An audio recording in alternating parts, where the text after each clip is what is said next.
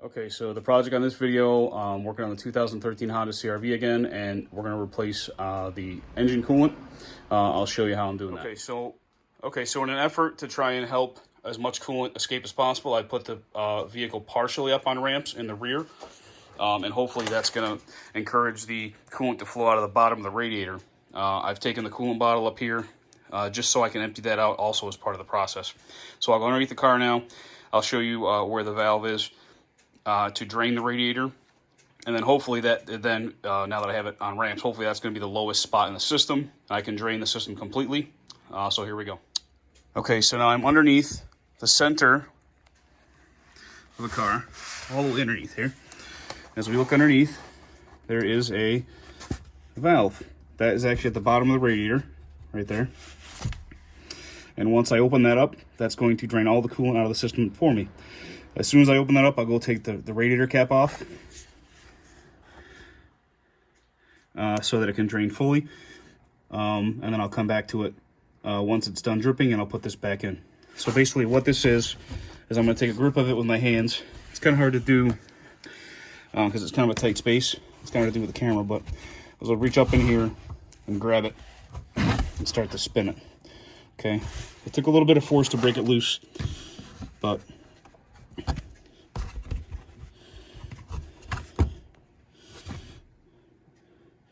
of course, I'm trying not to let it drip on my camera either.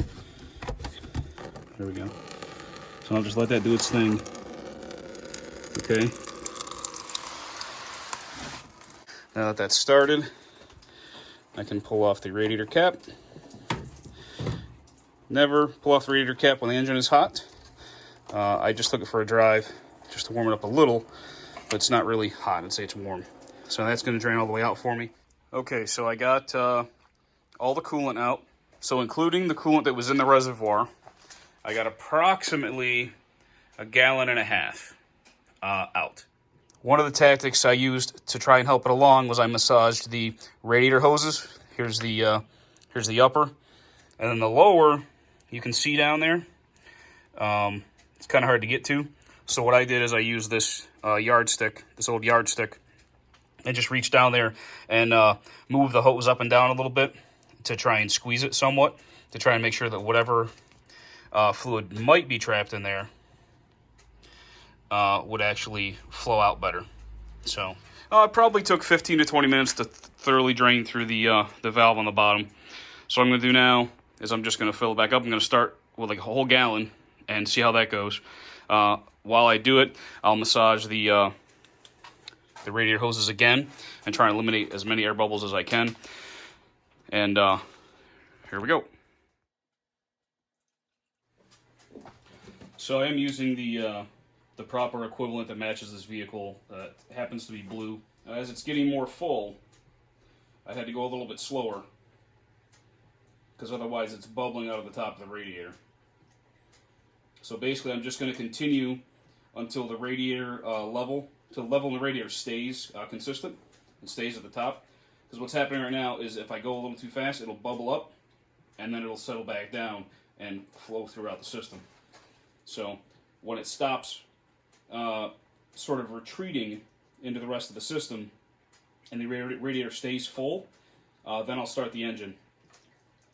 Get it up to temperature, including turning on the heater controls to maximum, so we can open up the heater valves that way, because some of this coolant also came from the heater core.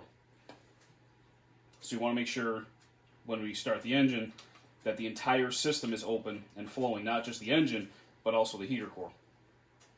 So at that time, we'll warm up the engine operating temperature, make sure that the fans here, the electric fans, turn on, which tells us it's up to temperature. Make sure we have heat blowing inside. And at that point, we'll probably have to top off the coolant a bit more as the system works the bubbles out, the air pockets out that way. Working air pockets out of your coolant system is a little tricky sometimes, but you want to take your time with it. Some indicators that you may not have worked all the air out of the system. Indicators would be that you don't have heat.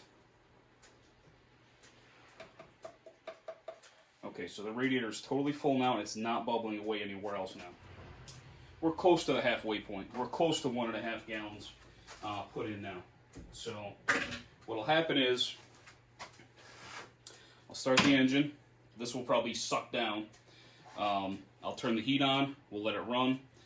And then we'll add as needed. So usually what I do, I already put the reservoir back in, and I just put this hose up here like this so that none of this drips out of the hose, you know, so it's up high so it can't just drip upwards. Once you've ran the engine with the heat on maximum, and you know that this stays full at that point, then what you'll do is you'll fill up this reservoir. I like to fill this reservoir after a job like this. I like to fill it past the maximum line. The reason for that is if there are some air pockets left, you have some extra reserve here to fill in those spaces. I wouldn't fill the bottle all the way to the top, but I would give it slightly above the max line to make sure you have a little bit of room so you don't actually run out of coolant from the bottle, because you don't really want to do that either. So, all right, so I'll start it up now.